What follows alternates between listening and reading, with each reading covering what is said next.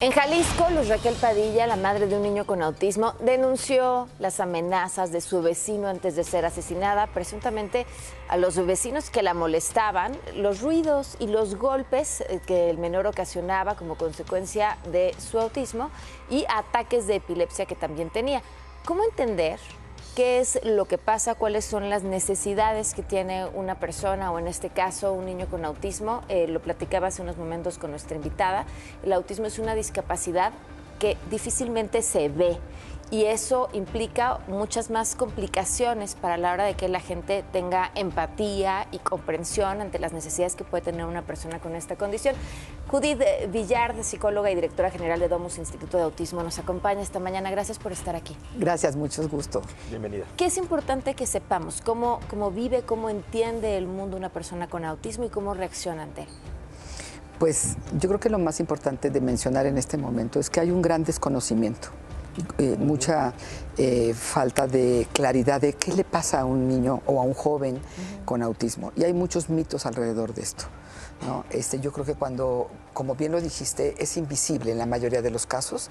El autismo es invisible. Físicamente no hay ninguna señal que nos indique que una persona tiene autismo, pero su conducta suele ser peculiar, diferente, ¿no? Y esto hace que el mundo lo interprete, asuma que puede ser un problema de educación, por ejemplo, ¿no? Si el niño tiene crisis de angustia, puede gritar y puede ponerse muy intenso, y eso, pues, los papás no tienen ninguna culpa de esto. Entonces, muchas veces la gente a su alrededor piensa que es porque no lo está educando, porque la mamá lo consiente mucho, en fin, no, asumimos un montón de cosas. Y creo que tiene que ver con las dificultades que tiene la persona con autismo, que hacen que se exprese de esa manera, ¿no? A mí me gustaría decir algo. Realmente, en el caso de este chiquito, hay una falta de servicios alrededor de esta familia y de miles de familias de México.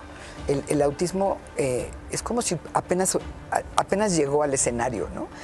Aunque tiene ya muchos años de estudiarse, vamos como muy atrasados en términos de comprensión, investigación, servicios.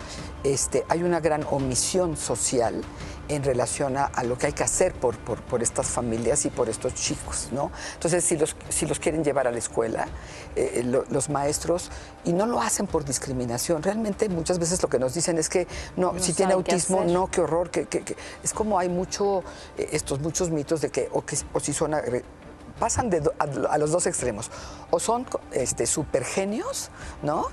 Así como el personaje de la televisión del doctor Sheldon Cooper, o son terriblemente violentos, están en su mundo, están en un rincón golpeándose. Eso no es cierto, ninguno de los dos extremos. Puede haber gente muy inteligente con autismo y hay algunas personas con muchas dificultades, ¿no?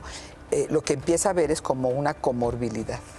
Es decir, no solo es autismo, sino en este caso, por ejemplo, hay autismo y epilepsia. Son dos condiciones que se dan juntas, pero que no necesariamente las personas con autismo tienen epilepsia, no todos, ¿me explico?